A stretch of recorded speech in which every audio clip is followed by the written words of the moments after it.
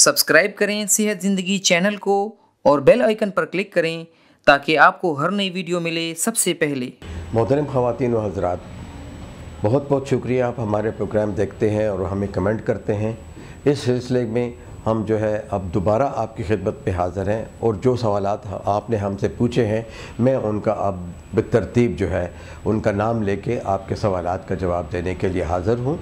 दूसरा सवाल जो है हमारे भाई कुलचंदर साहब ने पूछा है, कुलचंदर मिन्हास ने, और ग़ालिबन हो सकता है कि ये हमारे पड़ोसी मुल्क से हैं। इन्होंने ये कहा है कि मेरी बीवी का ब्लड प्रेशर अद्वियात और खाने से और परहेज़ करने के बावजूद 170 ऊपर वाला नीचे वाला 100 रहता है, यानी सिस्टोलिक ब्लड प्रेशर 170 है, नीचे वाला जो है डायस्टोलिक 100 है।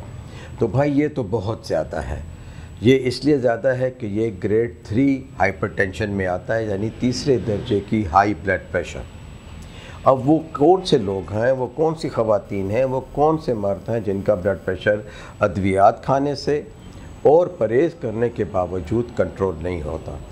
इसके लिए फिर हमें ये देखना पड़ता है कि ब्लड प्रेशर की कुछ सेकेंडरी वजूहात तो नहीं है, कोई इजाफ़ी वजूहात तो नहीं है।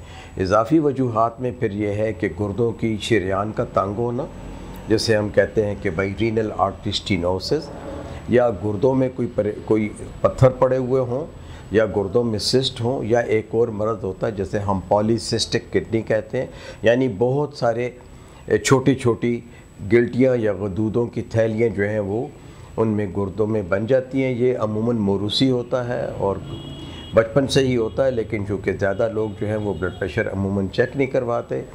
दूसरी सूरत में यह है कि अगर ब्लड प्रेशर जो है वो ऐसे लोगों का जब पता चलता है कि हाई है तो वो अमूमन अद्वियात तो लेते हैं लेकिन वजह मालूम नहीं करते। अब उसमें एक और मर्ज़ है जिसमें हम थायराइड की डिज़ीज़ कहते हैं। अगर थायराइड का आपका हार्मोन बहुत ज़्यादा एक्टिव है तब भी आपका जो है ब्लड प्रेशर हाई रहेगा। तो ब्लड प्रेशर की सेकेंडरी वजूहात तलाश करनी चाहिए। हमारा एक और भी मर्ज़ है जिसमें गुर्दों के ऊपर जो ग्लैंड है उसमें एड्रीनल ग्लैंड हाइपरप्लेजिया उसे कहते हैं, उस वजह से भी होता है। और अगर औरतों की कोई इजाफ़ी बीमारी हो जिसको कि हम कहते हैं ओवेरियन ट्यूमर हो या ओवेरियन सिस्ट हो, उसमें भी ये ज़्यादा हो जाता है। तो हमें ये देखना होगा कि कोई दूसरी वजह तो नहीं है जिसकी वजह से कि आपको ब्लड प्रेशर है। अगर कोई और वजह नहीं है तो फिर अद्वियात के लिए आप अपने मालिज से रजू करें। वो शुरू में उसे इस ब्लड प्रेशर को शुरू ही से 2 दवाइयों की ज़रूरत है, और अगर ना कंट्रोल हो तो तीसरी दवाई, और फिर भी ना कंट्रोल हो तो चौथी दवाई जो है वो आपका मालिज जो है या कार्डियोलॉजिस्ट जो है या फैमिली फिजिशियन जो है वो आपको 4 दवाइयाँ लिख के देगा।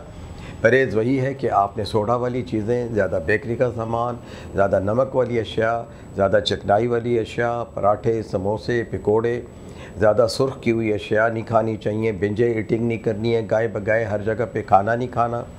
आपके बदन में मुतनासिब मिक़दार होनी चाहिए नमक की, और पोटाशियम वाली अशिया जो है वो आप ज़्यादा इस्तेमाल करें।